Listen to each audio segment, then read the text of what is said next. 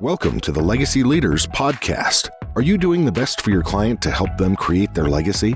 Are you creating a plan that goes far beyond finances to help people ensure that it becomes the driving force behind all decisions? On this podcast, hosts Katie Beth Hand and Stan Miller will help you with growing your practice and your clients' peace of mind. Together, they bring the best and brightest minds to share with you how to help your clients develop their best legacy. And now, here are your hosts, Katie Beth and Stan. Welcome back to the Legacy Leaders Podcast with your hosts, Stan Miller and Katie Beth Hand. Our guest today is CPA John Scott, and John has a lot of really unique, useful information to share with us today. So, John, thank you so much for joining us. Thank you for having me. Absolutely. So before we dive right in, I was hoping that we could talk a little bit about your background kind of personally, what got you started in this industry, and then tell us just a little bit about your company and what it is you do today. Sure. So back in the 90s, when I started at Anders, which was a large local one-office firm in St. Louis, Missouri, we got almost all of our referrals from attorneys. So we worked with attorneys quite a bit. We always liked it because our fees were less than the attorney fees and on an hourly basis. So if an attorney made a referral, it was going to be a good client for us. And I was very fortunate to meet an entrepreneurial attorney early in the 90s who had a great little niche practice and decided he wanted to work on his business rather than in it. So once he got the secret sauce for that one office, he expanded to 44 cities and the UK. And he did it by paying attention to data.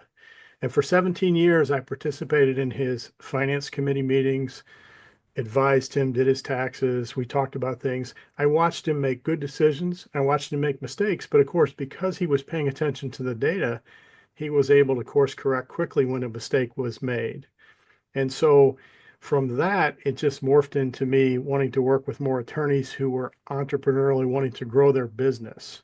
I did spend a great deal of time doing estate planning work, and we worked through NAPEC, and we worked on the collaborative team approach where there is no quarterback, that everybody's sharing information in the best interest of the client.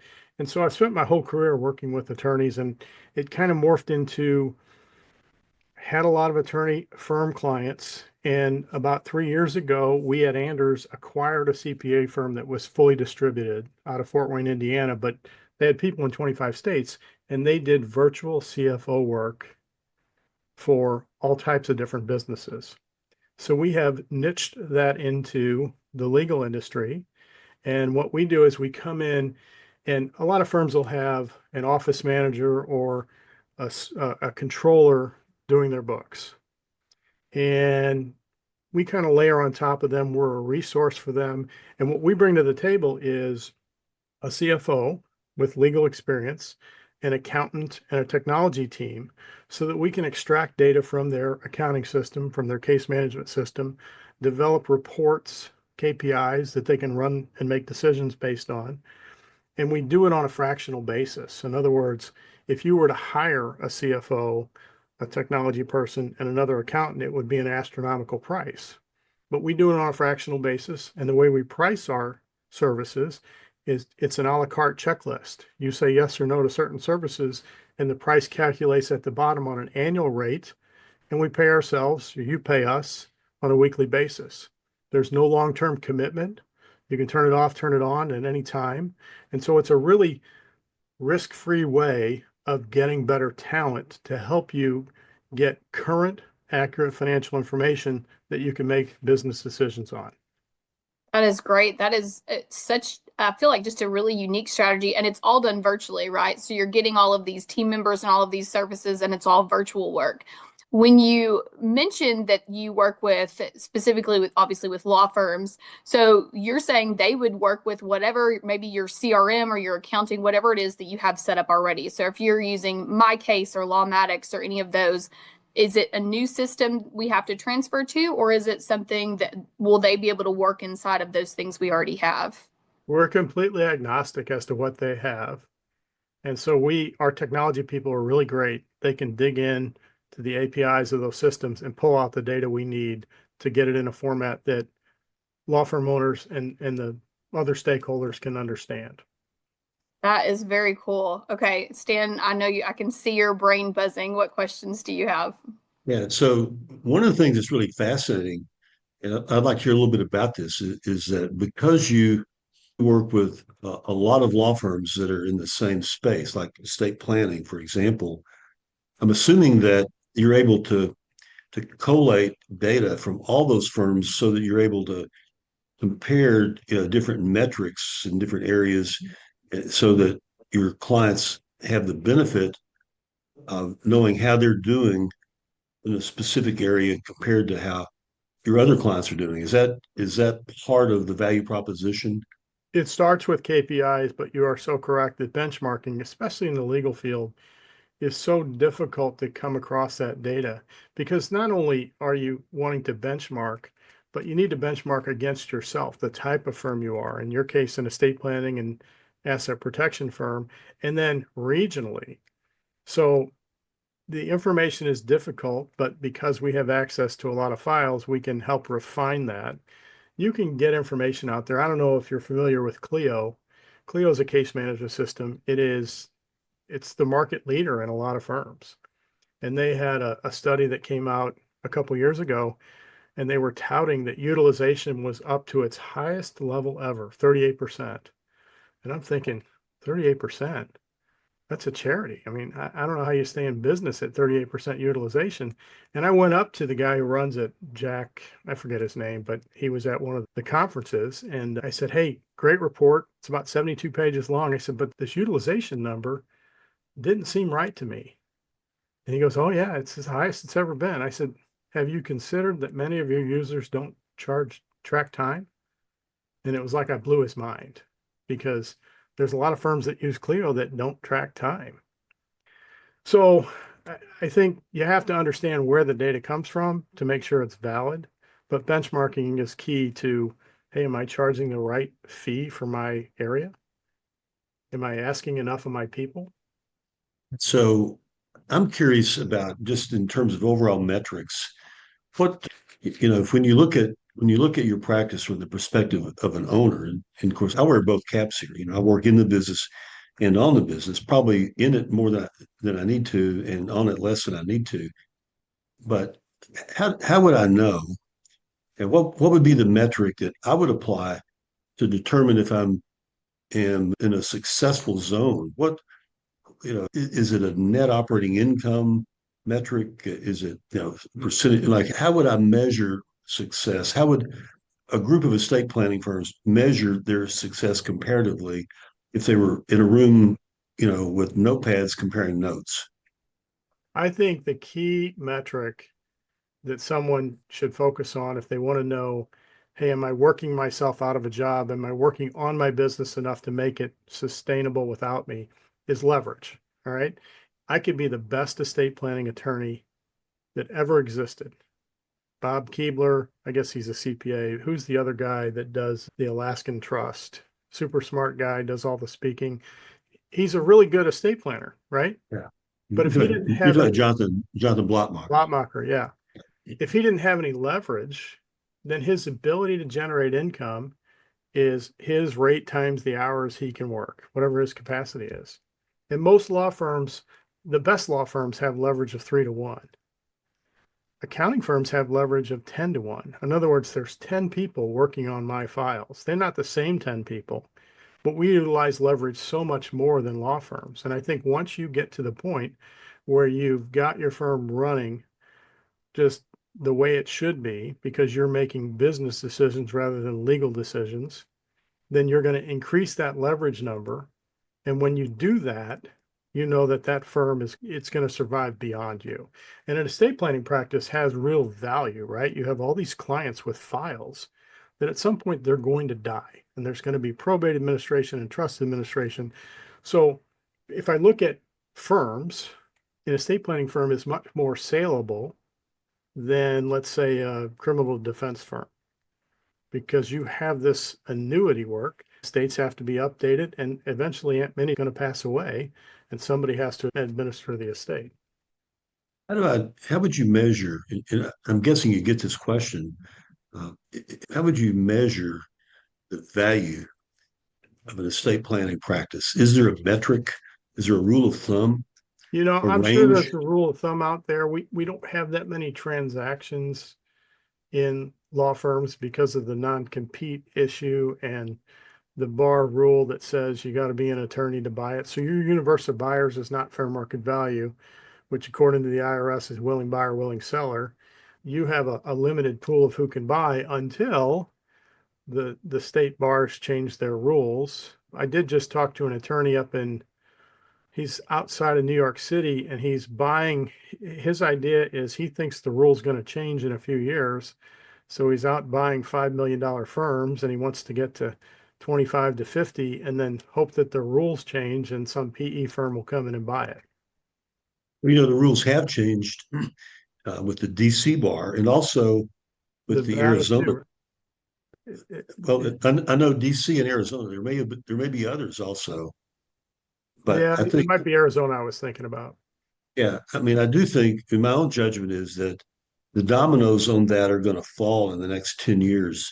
In the same way that the rules against lawyer advertising fell. You may not remember this, but there was a time when lawyers were categorically preempted from advertising, and then a couple guys, actually from Arizona, challenged that, and they took it to the Supreme Court and won. And then lawyer advertising it went from 0 to 100 miles an hour in about 24 hours.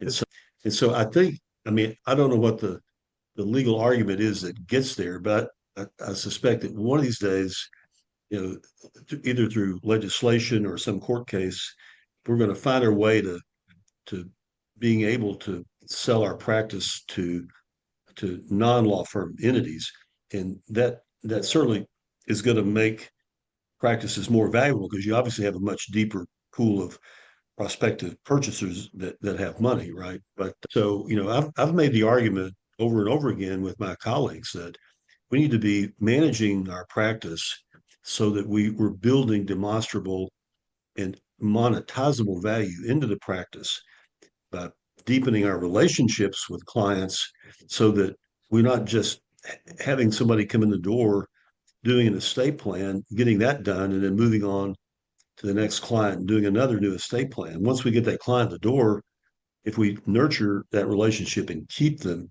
so that we can maintain that plan, maintain that relationship, not only get the referrals, but also be available and able to serve the family when that client becomes incapacitated or passes away, really does allow us to begin to build a metric that that allows us to demonstrably quantify the value of the practice. And I'm looking forward to a day when there's a recognizable standard, or at least a recognizable range, so that we can look at our own practice and see that compared to the industry standard, we know where we fit, and then we also know what we need to do in order to move the needle so that we can make it more valuable. So, I mean, I'm really intrigued by the fact that you guys, are into helping law firms do that.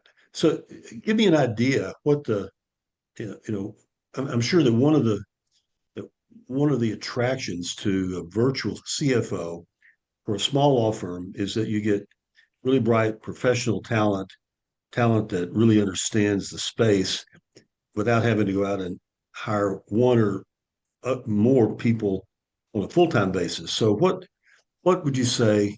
How would I think about the comparative cost advantage, assuming I was willing to hire the team of people that I needed to hire versus bringing in a virtual team? How does that compare? Well, if you think about it, if I needed and this would change regionally depending on where you are, but if I needed either a really strong controller or CFO, that's going to be expensive. And do I have the right person? I could spend 6 months interviewing 10 people, narrow it down to three, and it would take me about 18 months to figure out if I made a mistake or not. And so let's say that person costs 125 to 150, and then I have an accountant, which may or may not already be in-house, so we won't count their cost, but I have some technology people that, technology is not cheap, but let's say that's 75. So we're at 200,000. We can do that same work for $40,000 to $80,000 a year and just layer on top of what you already have. And if we get back to the time when we can sell your practice, when the bars change their rules, a buyer is going to pay a premium for a firm that has repeatable processes from intake to final billing and collection for the project. And if you can standardize that, let's say there's 3 partners in a firm, they each have a couple, one staff, so leverage is 1-to-1, but they're all using the same engagement letters, the same intake process, the same software to generate the documents, the same billing hygiene, so they're billing and collecting on a regular cadence. That firm is going to command a premium from the mythical buyer. Either it's private equity or someone who's trying to just get bigger and roll up firms, than a firm that has 3 partners with different methodologies, different engagement letter styles, different intake styles. I see a lot of firms that 2 of the 3 partners bill and collect on a regular cadence. They have great billing hygiene, and the one person bills and collects twice a year. And when you push to say, hey, how come you're not billing and collecting as the firm is telling you to? He says, well, my clients pay by return mail. Well, sure they do, but the other 2 guys are financing your bad habits for 6 months at a time. So I think the value that you're creating to hopefully someday either sell internally to the younger guys coming up or to some other firm, even private equity, is going to be dependent on your systems, your financial systems, and your processes. So is that part of what you guys do, is to help develop and install those processes? We push on those issues. We're not the experts in saying how your intake should go and how your engagement letters should be. But, there's plenty of people out there that consult with law firms that do that. And I work with a handful of those folks. But we do push on that issue. I mean, if I've got, many firms have a partner or 2 that just behave poorly when it comes to billing and collection, we'll have those conversations with that person. Might not go anywhere because I don't have the authority that his partners do, but we're going to have that conversation. I imagine going through this process with you guys, like you said, kind of pushing on things. I imagine going through this sort of onboarding process and having the CFO really kind of highlights a lot of these issues that multiple offices may not even realize are issues. And so I think that's a unique piece that comes with that, is sort of highlighting some of those issues so that they can be addressed, whether by the partners or, whoever that needs to be. For people listening who are interested in hiring a virtual CFO, would you take a couple of minutes, John, and just kind of walk us through how do they get started? What does that process look like? About how long does it take before they have their virtual team onboarded? What does that look like? So typically, if someone's interested, they go to my LinkedIn, click on my Calendly link, and set up a 30 to 60-minute call. We'd figure out what their pain points are, what they're not getting. Maybe they have the office manager who's doing their financials, but it's historical in nature and they can't really make decisions based on that. Then we decide to come on, we go through the pricing matrix to come up with a statement of work. We schedule onboarding for the first 8 weeks where we actually double our weekly fee. And during that time, we've added additional resources to the team to dig into their systems, figure out what needs to get cleaned up, what their processes are, and we document all that. So when we go away, they're going to have documented finance processes. And then after that, the onboarding team goes away and things settle down, and we have 2 to 4 meetings a month, depending on the level of service. One could be going over the financials. Another one would be going over the pipeline of work. Where does our work come from? What's our capacity? In an hourly billing firm, we would set charge hour expectations for the billing professionals, and we would track that and say, hey, Joe is expected to bill 32 hours and consistently he's been billing 28. Someone needs to talk to him because maybe if he doesn't have the work, then that's on the owners, right? To get him the work. But if he has the work and he's not getting to it, he's not being managed correctly. And then we'll also build a forecast at our highest level of service to not only tell you where you are now, but where we want to go, not just for the next 12 weeks so we can anticipate our cash position, but for the year. So many firms will set goals. They want to grow 15 or 20% for the year, keep net income percentage the same. We're going to track that so that 3 months into the year, we'll know, are we on that trend line? And if we're not, what levers do we need to pull to get us back on track? Makes sense. Makes great sense. Tell us, having walked multiple firms through this process, what are some of the really common mistakes that you see all the time? Onboarding is a big lift. There's a checklist of 50 things that we need to get, and it's a bit overwhelming, right? We need access to bank accounts. If you're using QBO, we need access to that. Those are the easy things, but we like to use spend management cards like a divvy, or we need access to their credit card so we can reconcile that every month as well. And so just getting all those things for a team that on the inside of the firm, super busy. They have a day job, right? So what we need is a commitment from the firm of an admin person or one of the partners who's going to help us get those things for onboarding done. When it drags on, we don't charge beyond the 8 weeks, but when that access drags on, it just becomes difficult to deliver good financial information and forecast without having everything that we need. Makes sense. Yeah, makes sense. Well, this has been really helpful. Stan, do you have any more questions for John before we run out of time? One really quickly, you talk about hourly billing. I know in the estate planning space, there are a lot of us, including myself out there, that really push back on hourly billing. Where do you come down on that? We are big believers in flat fee. I mean, we're subscription based, and we tell you your fee for the year divided by 52, and that's what you pay on a weekly basis. We also track time though. And so love the flat fee concept or the subscription concept, but we think it's necessary that you track time internally so that you can tell if you're pricing it correctly. And I do think that what you do is valuable and you should price it at that value. It shouldn't be held back by rate times hour, although you can manipulate that and change your rate. But the value to the client is here, and you're committing to the client they're not going to pay more. You can have some caveats. If this gets contested and we have to go to court, we're going to charge you hourly. But we think it's necessary to track time so you can job cost to see if you priced it correctly. Makes sense. And that's where I Yeah, it lose does a make bunch. sense. That's where I lose a bunch of attorneys because they went to fixed fee because they wouldn't have to track time anymore. Right. Yeah. That is true. That is true. Well, John, thank you so much. And for our listeners, thank you all so much for joining us today. This has been the Legacy Leaders Podcast with your hosts, Stan Miller and Katie Beth Hand. Our guest today was John Scott, and to get connected with John, you can find him on LinkedIn and at anderscpa.com. We're going to link both of those in the show notes for you to make it easy. John, thank you so much for sharing all of the wisdom today. We really enjoyed it. Thank you, guys. You've been listening to the Legacy Leaders Podcast with Katie Beth Hand and Stan Miller. For more information on them and the show, please visit pinnaclelegacylaw.com. If you like what you've learned today, do share the program with your friends and subscribe wherever podcasts are found.